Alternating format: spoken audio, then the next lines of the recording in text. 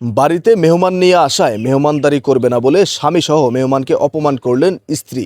এই নিয়ে হুলুস্থল পড়ে গেল এই জায়গায়। লজ্জার মুখে পড়েছে এই মেহমান। বিস্তারিত আমরা তাদের কাছ থেকে জানার চেষ্টা করব। আসলে ভাই, মূলত আপনার পরিচয়টা কি, কেন এসেছেন, মূলত আপনার সাথে কি হয়েছে আজকে, বিস্তারিত একটু বলেন। আসলে কি বলবো, লজ্জার কথা। এই যে আমার বন্ধু দীর্ঘদিন ধরে বলতেছে, বন্ধু তুমি আমার বাসায় দাওয়াত নাও, খাওয়া দাওয়া করি একদিন। তো কাজের চাপে দৌড়াদৌড়ির কারণে আসা হয় না আর কি। তো আজকে খুব করে ধরছে যে বন্ধু তুমি আমার বাসায় আসবাই, গরুর মাংস রান্না করেছি, তোমার জন্য একটা আয়োজন করা হয়েছে।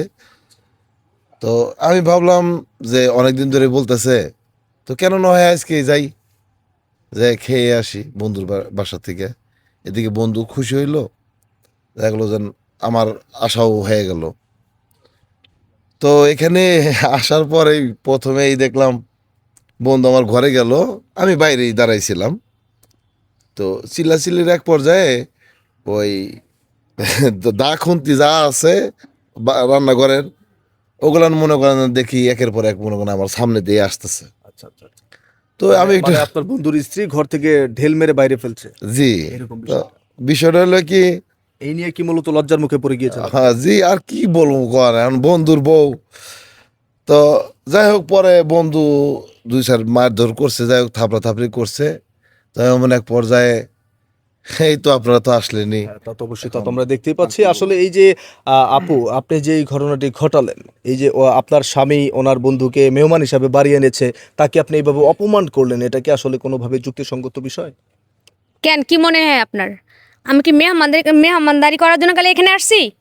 আমার কি নিজস্ব কোনো নিরাপত্তা নাই, সুযোগ সুবিধা নাই? আজকে এই বন্ধু, কালকে ওই বন্ধু, কালকে এই বন্ধু, কেন আমি কি মানুষ না?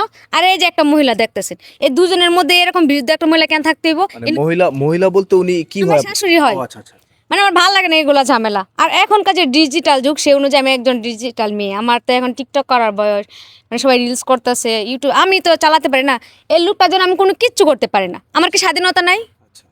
কেন বাধা দিবে স্বাধীনতাতে আমাকে? এখন আজকে বাড়িতে মেহমান আসার কারণে আপনার কি এমন স্বাধীনতায় বাধা পড়লো যে কারণে আপনি মেহমানকে অপমান করলেন? ভাই, আমার কথা হচ্ছে আমি একা থাকতে চাই। আমার ভালো লাগে না এগুলো গ্যাদারিং। কোথা থেকে কে আসে না সেটা এগুলো আমার দেখার বিষয় না।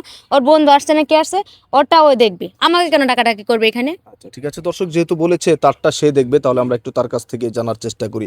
আসলে আপনার বন্ধুকে বাড়ি নিয়ে আসায় কি ঘটনাটা ঘটেছে, বিস্তারিত একটু বলেন। কি বলবো ভাই, লজ্জার কথা।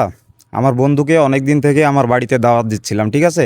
তো তার সময়ের অভাবের কারণে সে আমার বাড়িতে আসতে পারে নাই। তো আজকে আমার বাড়িতে গরুর মাংস রান্না করছে। জুম্মার নামাজ শেষে বন্ধুর সঙ্গে দেখা হয়েছে, তো খুব জোর করছে তাকে আসার জন্য।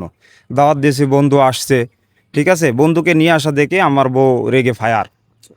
সে মেহমানদারি পছন্দ করে না, সে চায় তার মতো স্বাধীনতায় থাকতে, ঠিক আছে। আমি 5 ওয়াক্ত নামাজ কালাম করি, সমাজের একজন সম্মানিত ব্যক্তি। আমি চাই আমার বউ পর্দা করুক। পর্দা করার জন্য তাকে আমার যা সামগ্রী লাগে সব কিছু তাকে নিয়ে এসে দিছি, কিন্তু সে এগুলো করবে না। সে আধুনিক মেয়েদের মতো চলতে চায়। আসলে সেটা তো আমার পক্ষে মেনে নেওয়া সম্ভব না, তা তো অবশ্যই। ঠিক আছে।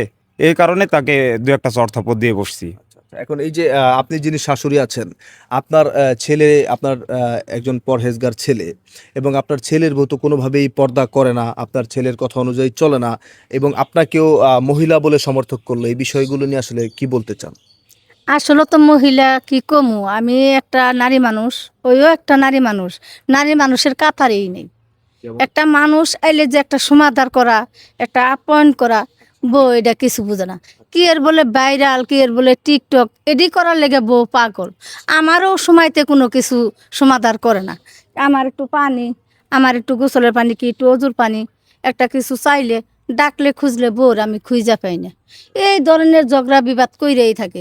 আসল কথা, ঝগড়া বিবাদ যাই করছে, আগে পরে যাই কিছু করে, মেহমানগত একটু সমাধান করব, এটা নিয়ে এই বউ ঝগড়া বিবাদ করতেই থাকে। তাহলে বাজান কও আমি কি করতে পারি বুড়া মানুষ হইয়া? তো অবশ্যই আপনার এখানে কিছুই করার নেই আপু। আপনার কাছে আরেকটি ছোট করে প্রশ্ন রাখি। আসলে মেয়েদের বিয়ে হয় কি মূলত টিকটক করার জন্য, বা বিভিন্ন প্ল্যাটফর্মে ভিডিও আপলোড করা, নাচা গানা এইগুলো করার জন্য, নাকি সুন্দরভাবে সংসার করার জন্য? কি মনে না, হয়? এগুলো করার জন্য না। ওই যে দাসী হয়ে সারা জীবন খালি কাজ করবে, এগুলোর জন্য হয়। এই স্বামী সেবা যত্ন করবে, শাশুড়ি করবে, বন্ধুর করবে, শ্বশুরের করবে, এগুলোর জন্য হয়। আর কি বলবো এখন আপনাকে আমি? দর্শক আপনারা দেখতেই পারলেন আজকের ঘটনাটি।